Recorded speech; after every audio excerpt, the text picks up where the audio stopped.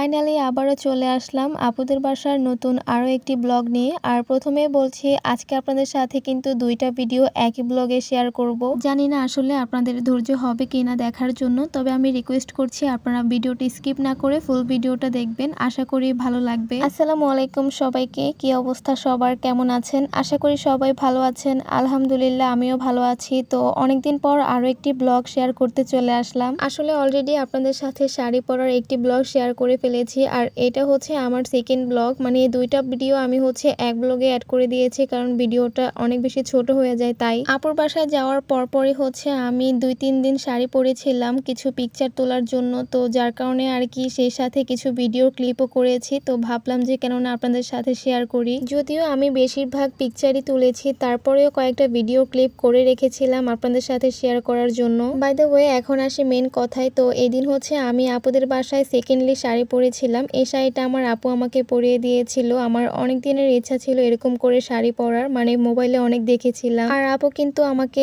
স্কার্টের মতো করে শাড়িটা পরিয়ে দিয়েছে। দেখেন কত সুন্দর করে পরিয়েছিল। আমার আপু কিন্তু শাড়ি পরানোতে মার্শাল্লাহ বেশ এক্সপার্ট, মানে যেভাবে দেখবে সে সেভাবেই পরাতে পারে। অ্যান্ড শাড়িটা পরার পরও কিন্তু আমার নিজের কাছে নিজেকেই ভালো লেগেছিল। শাড়িটার ছিল হচ্ছে গোল্ডেন কালার আর হচ্ছে ব্ল্যাক কালারের মধ্যে। যাই হোক, এখানে হচ্ছে আমাকে ভিডিও করে দেওয়ার মতো কেউই ছিল না, জাস্ট কয়েকটা পিকচার আমার বোনের ছেলে আমাকে করে দিয়ে যায়, তারপর সে নিচে চলে যায়। আমি ছাদে একা একা ভিডিও করতে গিয়েছিলাম, আর এখানে আমার ফোনটা পড়ে যায়। মানে সব সময় কেন জানি না আমার সাথে এই জিনিসটা হয়ে যায়, মানে আমি একা একা ভিডিও করার সময় একটা না একটা দুর্ঘটনা ঘটে যাবে, আর আজকেও ঠিক তেমনটাই হয়েছে। আর সত্যি বলতে আমি কিন্তু আমার ভিডিওর চিন্তা একদমই করিনি, শুধু চিন্তা করেছিলাম যে আমার মোবাইলটা ঠিক আছে কিনা, তার কিছু হয়নি তো। আসলে আপুর বাসায় আসার পর থেকে আমার ভিডিও করা নিয়ে একটু প্রবলেম হচ্ছে, মানে আমি ভালো করে ভিডিও করতে পারছি না। বাট আমার আপু কিন্তু যথেষ্ট পরিমাণ চেষ্টা করে যাচ্ছে আমাকে ভালো করে ভিডিও করে দেওয়ার জন্য। তবে আপুর বাসায় আসার পর থেকে কিন্তু আপু অনেক পরিমাণে ভিডিও আমাকে করে দিয়েছে। সেটা হচ্ছে অলরেডি আপনাদের সাথে ভিডিওটা শেয়ার করে ফেলেছি তার আগের ভিডিওতে যে শাড়িটা পরেছিলাম ওই দিন। যাই হোক, কোনো ব্যাপার না, ভিডিও করতে গেলে একটু তো কষ্ট করতেই হবে, একা করি আর যেভাবেই করি না কেন। তো ছাদে হচ্ছে আমি কয়েকটা পিকচার তোলার পর তারপর হচ্ছে কয়েকটা ভিডিও একা একা করা ট্রাই করেছে, জানি না কেমন হয়েছে আর আপনাদের কাছে কেমন লেগেছে আমাকে অবশ্যই কিন্তু কমেন্ট করে জানাবেন। দেন এখন হচ্ছে আমি বাসায় চলে যাচ্ছি, আর এটা হচ্ছে আমার ব্ল্যাক কালার শাড়ি পরার লাস্ট ভিডিও, মানে এতটুকুই করেছিলাম। আর এইটা হচ্ছে তারপর দিনের ক্লিপ। আর তারপর দিন কিন্তু শুধু আমি একা শাড়ি পরিনি, আমার সাথে আমার আপুও পরেছিল, কারণ আপু কিন্তু আমাকে কথা দিয়েছিল যে শুক্রবারে হচ্ছে আপু আমার সাথে শাড়ি পরবে। ওই দিন হচ্ছে শুক্রবার ছিল।